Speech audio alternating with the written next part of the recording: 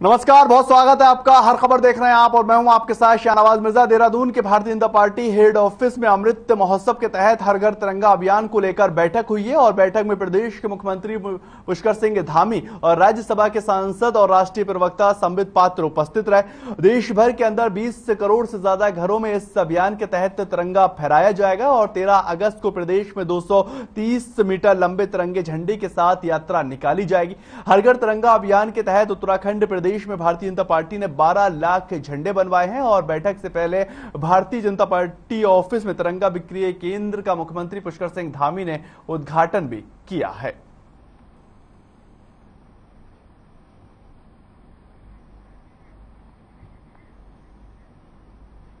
ये देहरादून की आप तस्वीर देख रहे हैं जहां पर तिरंगा विक्रय केंद्र का उद्घाटन किया गया है और हर घर तिरंगा अभियान को लेकर यहां पर बैठक की गई है।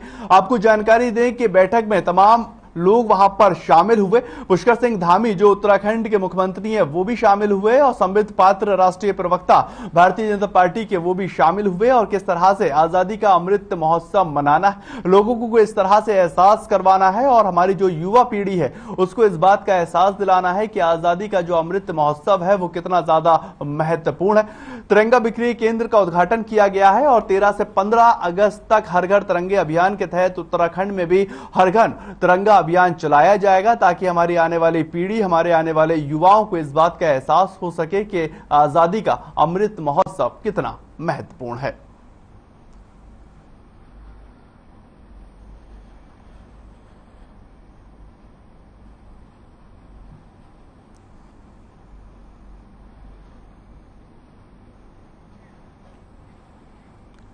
तो वहीं पर हरिद्वार के अंदर इंटरनेशनल एयरपोर्ट बनाए जाने को लेकर कैबिनेट मंत्री सतपाल महाराज ने एक बार फिर से जल्द ही भूमि चिन्हित कर लेने की बात कही है। और हरिद्वार के प्रेमनगर आश्रम में जनता दरबार के बाद मीडिया से बात करते हुए सतपाल महाराज ने कहा है कि हरिद्वार में इंटरनेशनल एयरपोर्ट बनाने की प्रक्रिया चल रही है और कहा कि जल्दी इस मामले में बैठक होगी और जमीन का चयन भी किया जाएगा। आगे की जितनी भी कार्रवाई है उसको जल्द से जल्द पूरा किया जाना है।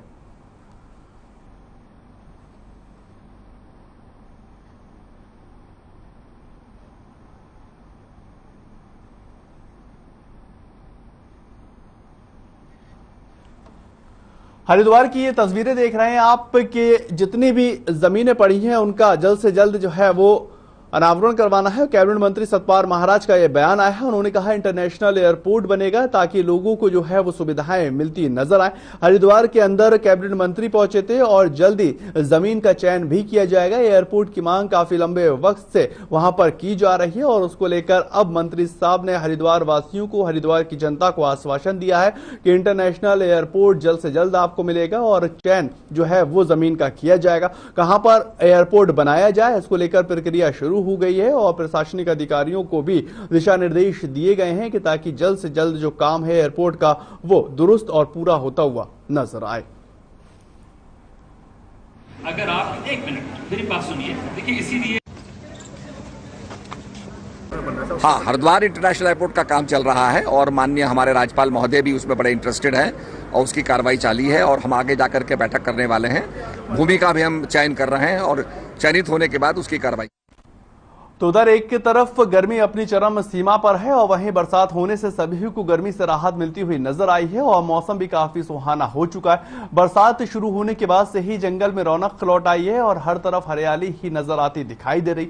अब ऐसे में वन्यजीव भी मौसम का आनंद लेते हुए नजर आ रहे हैं और ये तस्वीरें उधम सिंह नगर के जसपुर के तराई पश्चिमी भाग की है जहां पर पतरामपुर जंगल में ये लोग जो है आनंद लेते हुए नजर आ रहे हैं। जहां तस्वीर में टाइगर, हाथी और हिरण मौसम आनंद लेते हुए साफ दिखाई दे सकते हैं। क्षेत्र अधिकारी ने बताया है कि जंगल के किनारे बसे ग्रामीणों को यह हिदायत दे दी गई है कि जंगल के आसपास ना निकलें, अगर निकलें तो सावधानी बरतें।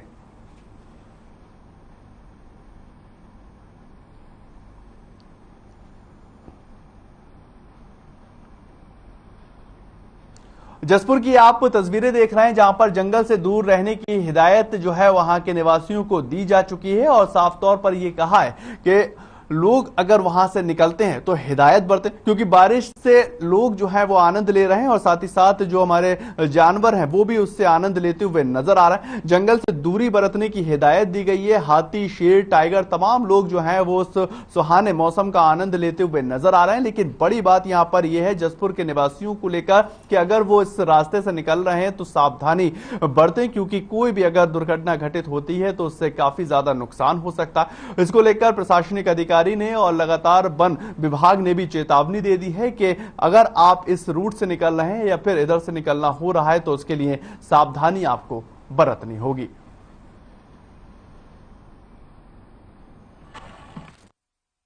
इस समय हमारा मानसून सीजन प्रारंभ हुआ है। मानसून सीजन में जो है बारिश के कारण घास जो है बड़ी बड़ी हो जाती हैं, जिससे जो लेपर्ड है, टाइगर है या अन्य ऐसे जीव जंतु हैं जो कि मानव जीवन के लिए खतरा हो सकते हैं या जिनसे मानव वन्य जीव संघर्ष हो सकता है, उनके छुपने के लिए स्थान जो है मिल जाते हैं। इसलिए जो है कोई भी व्यक्ति एक तो जंगलों की ओर तो उधर हरिद्वार के मुल्तान जूत महोत्सव में धूमधाम से मनाई जा रही तैयारियां शुरू हो चुकी हैं और 2 साल से कोरोना के कारण महोत्सव सांकेतिक रूप से ही मनाया जा रहा था। लेकिन अखिल भारतीय मुल्तान युवा संगठन से जुड़े पदाधिकारियों ने बताया है कि इस बार मुल्तान जूत महोत्सव में आजादी के 75 में अमृत महोत्सव की झलक नजर आएगी और आगामी 7 अगस्त को हरिद्वार में भव्य शोभा यात्रा निकाली जानी है और इसके बाद हर की पीढ़ी में दूध की होली भी खेली जाएगी।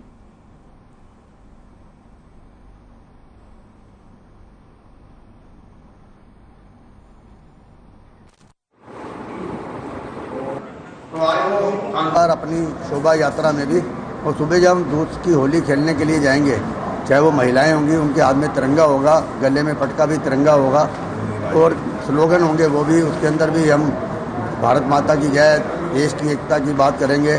तो गंगा मैया की जय तो करेंगे, हर हर गंगे भी करेंगे, साथ में वंदे मातरम और गंगा मैया का गुणगान करते हुए देशभक्ति का भी एक संकेत मैसेज हम देने की कोशिश। तो वहीं पर उत्तराखंड में प्रदेश सरकार के द्वारा सिंगल यूज प्लास्टिक पर लगाए गए प्रतिबंध के बाद भी रामनगर में प्रतिबंधित प्लास्टिक सामग्री का उपयोग खुलेआम किया जा रहा है और तहसीलदार विपिन चंद्र पंत के नेतृत्व में नगर पालिका एवं पुलिस प्रशासन ने संयुक्त रूप से टीम बनाकर लखनपुर में एक मॉल में छापेमारी कर भारी मात्रा में दुकान से प्रतिबंध सिंगल यूज प्लास्टिक का सामान जब्त कर लिया। प्रतिबंधित सामग्री जब्त करने के मामले पर तहसीलदार विपिन चंद्र पंत ने यह बताया है कि इस मामले में नगर पालिका प्रशासन को जुर्माना वसूलने के निर्देश दिए गए हैं और साथ ही प्रशासन का यह अभियान भी लगातार जारी है। उन्होंने जनता व दुकानदारों से प्रतिबंधित प्लास्टिक की सामग्री को उपयोग न करने की अपील भी की है।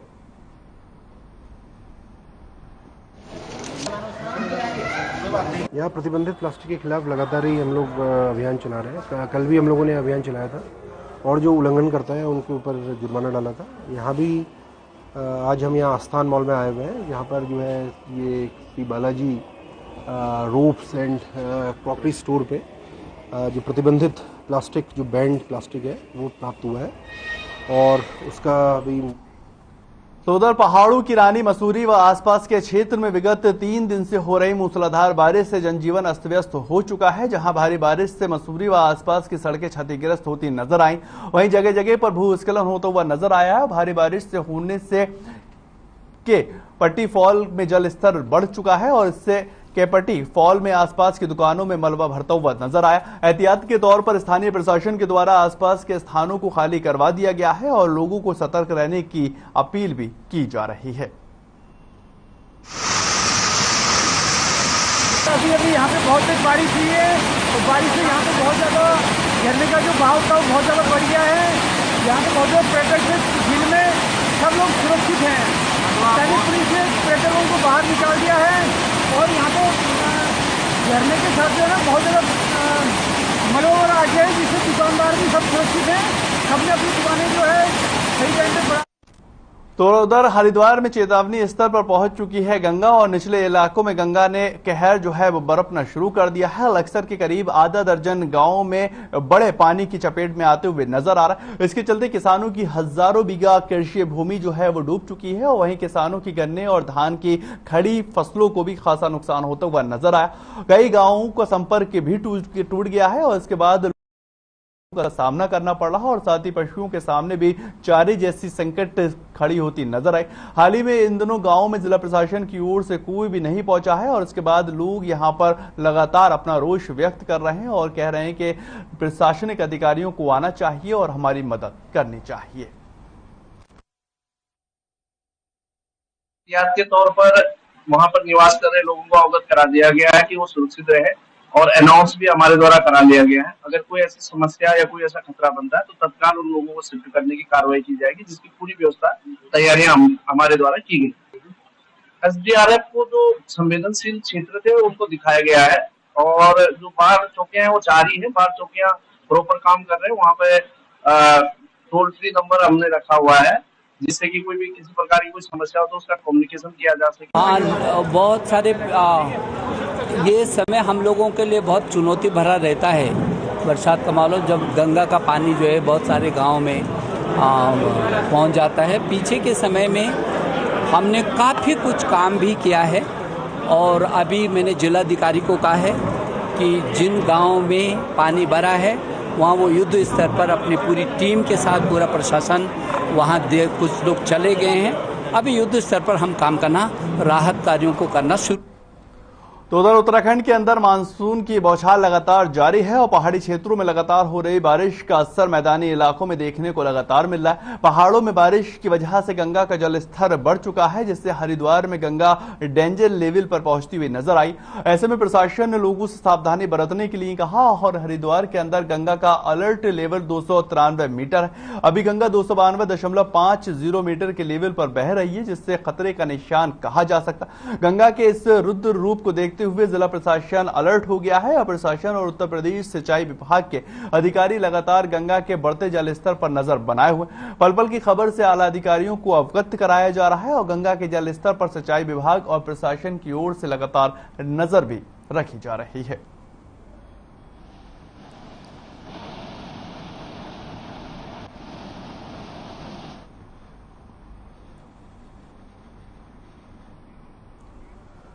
खबर लक्सर से है, जहां पर हरियाली तीज बड़े ही धूमधाम तरीके से मनाई गई है और पहाड़ परिवर्तन समिति के राष्ट्रीय संयोजक सोनिया शर्मा और पहाड़ परिवर्तन समिति की अध्यक्ष उमेश कुमार शर्मा और खानपुर विधायक की तरफ से सावन की हरियाली तीज पर एक कार्यक्रम का आयोजन किया गया, जहां महिलाओं ने हर्षोल्लास के साथ सावन की हरियाली तीज मनाई है और इस दौरान पहाड़ परिवर्तन समिति के राष्ट्रीय संयोजिका सोनिया शर्मा ने भी सभी को सावन की हरियाली तीज की शुभकामनाएं देते हुए ये कहा है कि हरियाली तीज का त्योहार एक ऐसा त्योहार है जिस पर सभी माताएं बहनें अपने पति के लिए व्रत रखती हैं और इस त्योहार को खूब धूमधाम से मनाती हैं।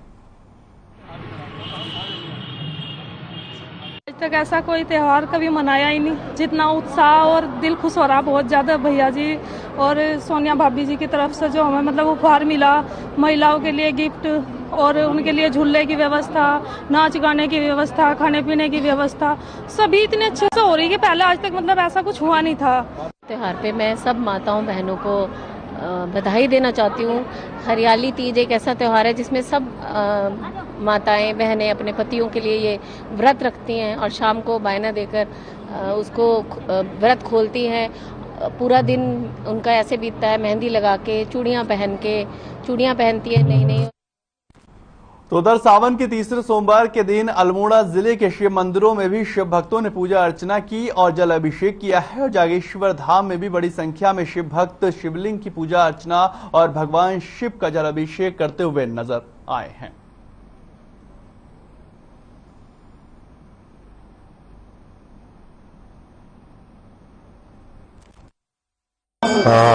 जागेश्वर धाम 12 ज्योतिर्लिंगों में से एक नागेशम दारोगा बने के नाम से जाना जाता है। यहाँ पर 33 कोटि देवताओं का वास हुआ है।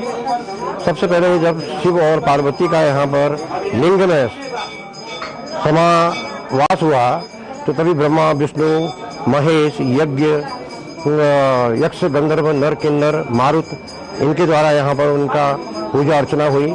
यह स्थान सप्तऋषियों की तो उधर आज सावन महीने का तीसरा सोमवार है। वहीं पर हरिद्वार के कनखल स्थित दशेश्वर महादेव मंदिर में सुबह से ही श्रद्धालुओं की भीड़ लगातार लगी हुई है और भारी बारिश के बीच श्रद्धालु मंदिर पहुंचकर भगवान भोलेनाथ का जल अभिषेक करते हुए नजर आ रहा है। मंदिर के मुख्य पुजारी विश्वेश्वर पुरी ने बताया है कि भगवान शिव के प्रति श्रद्धालुओं में बहुत ज्यादा श्रद्धा और आस्था है और यही वजह है कि भारी बरसात के बीच श्रद्धालु मंदिर पहुंचकर भोलेनाथ का जल अभिषेक करते दिखाई दिए।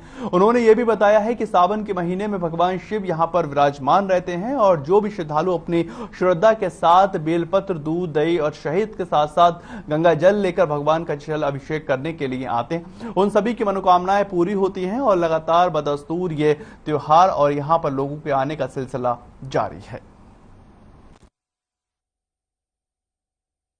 दक्षेश्वर महादेव जी में ऐसा माना जाता है कि पूरे सावन भोलेनाथ अपनी ससुराल में रहते हैं और आज सोमवार है। कोरोना काल के बाद भक्तों को जल चढ़ाने का खुल के मौका मिल रहा है, तो बहुत ज्यादा भीड़ है भक्तों की। आप देख ही सकते हैं मनोकामनाएं पूर्ण करने के लिए लोग बाग आज यहाँ दर्शन कर रहे हैं। श्रावण का महीना है और अभी आप दक्षेश्वर महादेव के प्रांगण में मौजूद हैं। बारिश हो रही है और सोमवार का दिन है, क्योंकि भगवान शिव श्रावण के महीने में कनखल में ही अपनी ससुराल में इसी भूमि पर, इसी स्थान पर निवास करते हैं। इसलिए और गंगा हमारे मंदिर के बगल में गंगा नदी बहती है, तो दूर दूर से लोग इतनी बरसात में भी भगवान शिव के प्रति उनकी श्रद्धा इतनी अनंत श्रद्धा है कि श्रावण के महीने इस बरसात में भी भीगते हुए छतरी लगाकर लाइन में खड़े होके गंगा जी से जल भर के भगवान शिव का गंगा जल अभिषेक। चलिए सीधे आपको देहरादून लेकर चलते हैं, जहां पे उत्तराखंड के मुख्यमंत्री पुष्कर सिंह धामी जो है विभिन्न योजनाओं का और कार्यक्रम का उद्घाटन करते हुए नजर आ रहे हैं। 15 रुपया वहां पहुंचता है, क्योंकि इतनी जगह पर वो होते होते आता है कि सारा का सारा जो है बंदरवाट में चला जाता है, बिचौलियों के माध्यम से आता है, बिचौलियों के हाथों में चला जाता है। चोरों के, दलालों के, कालाबाजारी करने वालों के लिए, उनके लिए जो है उनके घर भरने का रास्ता खोल देता था। और प्रधानमंत्री मोदी जी ने आते ही सारी की सारी जो भी सब्सिडी थी, जितने भी जो है इस प्रकार के मिलने वाले लाभांश थे, वो सारे के सारे डीबीटी के माध्यम से कर दिए और आज सारी चीजें डीबीटी के माध्यम से मिल रही हैं। 100 रुपया भेजते हैं तो 1 पैसे की भी कटौती नहीं हो सकती है। ये नया युग आ गया, डिजिटल युग, और इस युग में हम सब की भागीदारी बहुत जरूरी है। जैसा उत्तराखंड इन्होंने कहा कि तेलंगाना के बाद वो राज्य होगा जिसके सभी 670 बहुउद्देशीय प्राथमिक कृषि ऋण सहकारी समितियां एमपैक्स का कंप्यूटरीकरण किया जा रहा है। तो निश्चित रूप से जो आत्मनिर्भर भारत की जो बात हो रही है माननीय प्रधानमंत्री जी की कल्पना अनुसार, उसमें हमारा बहुत बड़ा योगदान है। राज्य सरकार द्वारा सहकारी बैंक एवं नाबार्ड के सहयोग से 37.52 करोड़ की लागत से इन प्राथमिक सहकारी संस्थाओं को डिजिटल प्लेटफॉर्म पर लाने की संकल्पना की गई है। इसी संकल्पना से भारत सरकार का जो फ्लैगशिप कार्यक्रम है डिजिटल इंडिया, उस कार्यक्रम में भी हमारी भागीदारी सुनिश्चित होगी। और हम लोगों का यह भी संकल्प है कि हम उत्तराखंड के हर विभाग में एक सरलीकरण की प्रक्रिया लाएंगे। हम जैसे इस मंचों से बहुत बार बहुत सारी भाषण देते हैं, बहुत सारी बातें बोलते हैं, उसमें बहुत सारे लोग हमारे जो किसान भाई भी आते हैं, बहनें भी आती हैं, वो समझ ही नहीं पाते हैं। वो आते हैं कि उनको हम चेक दे रहे हैं, उनको कोई हम लाभान्वित कर रहे हैं। वो आए और उन्होंने चेक लिया और चले गए। तो हमारी जो भाषा है और जो हमारा काम है, ये दोनों का दोनों सरल हो। और इसके लिए हमने सरकार में 3 मंत्र इसमें हमने लागू किए हैं: सरलीकरण का मंत्र, समाधान का मंत्र और निस्तारीकरण का मंत्र। यानी कि हमारे पास अगर कोई भी काम आ रहा है, हमारे अधिकारी गणों के पास कोई समस्या आ रही है, तो उसका कैसे सरलीकरण किया जा सकता है, कैसे सरल हो। क्योंकि आप समझ सकते हैं कि कोई गांव से कोई बहन आती है, कोई मां आती है, कोई भाई आते हैं, कोई किसान भाई आते हैं, कोई मजदूर आते हैं और आपके एक बार जो है थोड़ा सा दस्तखत करने से उनके जीवन में इतना बड़ा परिवर्तन आ सकता है जिसके बारे में आप सोच भी नहीं सकते हैं। और एक बार आपके दस्तखत न करने से, एक बार उसका निस्तारण न करने से, उसका सरलीकरण न करने से उसके जीवन की गाड़ी अटक जाती है। इसलिए हमने कहा कि सरलीकरण होना चाहिए सब चीजों का, जिससे एक आम आदमी, सामान्य आदमी कोई भी योजना हम चला रहे हैं उस योजना की ठीक से उसको जानकारी हो, ठीक से उस योजना का वो लाभ ले पाए। उसी प्रकार से समाधान, अगर कोई समस्या हमारे पास आ गई है तो उस समस्या का समाधान कैसे होगा। और कई बार क्या होता है कि हमारे पास कोई फरियादी आता है, कोई जिसको जरूरतमंद है वो आता है, तो हमारा पहले से ही उत्तर तय होता है कि कई बार कि नहीं ये तो होना ही नहीं है। न होने के 100 कारण हम उसको बता देते हैं। तो हमने सभी अधिकारी गणों से कहा है कि इस प्रक्रिया में उस सरलीकरण करने के बाद उसका समाधान भी करें।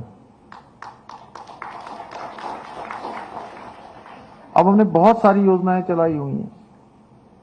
धन सिंह जी ने अभी कितनी योजनाएं यहां से बताई, उसमें मुख्यमंत्री स्वरोजगार योजना भी है, मुख्यमंत्री नैनो योजना भी है, वीर चंद्र सिंह गढ़वाली की पर्यटन की तमाम योजनाएं हमारी हैं, बहुत सारी योजनाएं हैं।